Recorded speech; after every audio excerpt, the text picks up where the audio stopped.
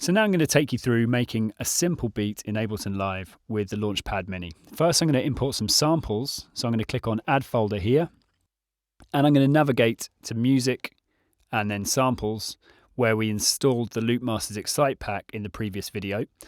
I've also created a drum samples folder above by clicking on New Folder here.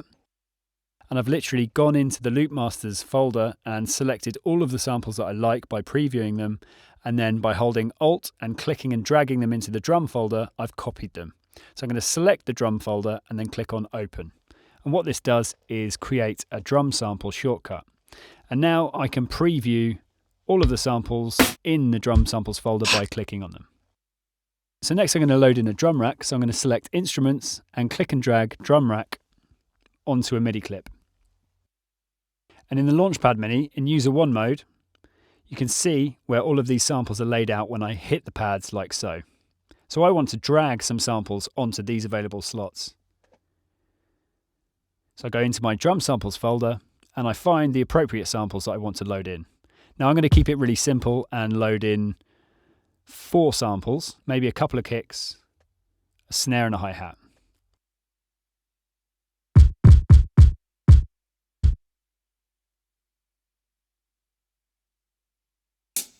Maybe a hi-hat here and a snare. I'm going to click and drag that onto this slot here. So now you can hear the samples and how they're laid out. So when I'm ready to record, what I need to do first is tap a tempo to something that is suitable. Perhaps a bit slower, and then when I'm happy I drag it and I've selected 70 BPM.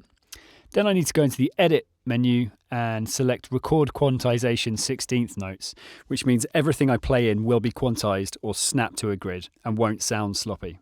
When I'm ready, I hit Session button, and to record into a clip, I simply hit the first clip and it begins recording. Then I want to jump back into User 1 mode and start playing along, like so.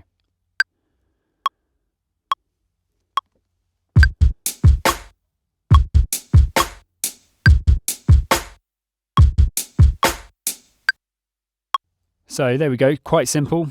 But when I'm happy, I double click on the clip, and what I'm going to do is drag the beginning points or the start points and the end locators so that I've got a 4-bar loop. Go into session mode and I can see that my clip is there. Now I quite like the hi-hat being on every single bar, so I'm going to click it, hold Alt and drag it to the same place every bar, just to keep that rhythm section going. So now I just want to add a little fill at the end. So I'm going to copy this snare sample, and by holding Alt I can click and drag it and copy it, and once more. I just need to listen to that, see if it sounds good.